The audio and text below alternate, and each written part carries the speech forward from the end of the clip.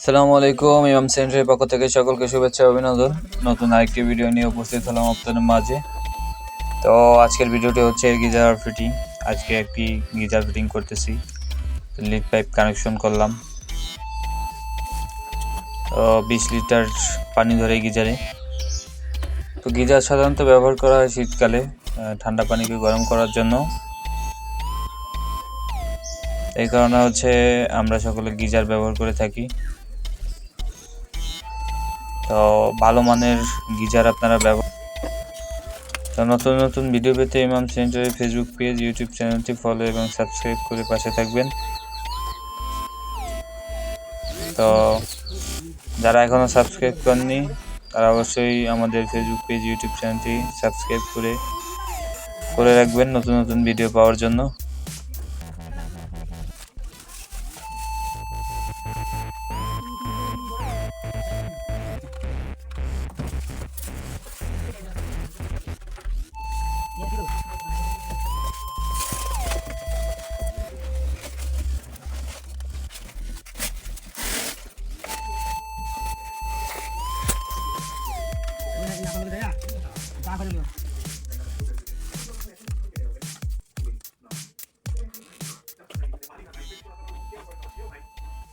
video এখানে 4-5টা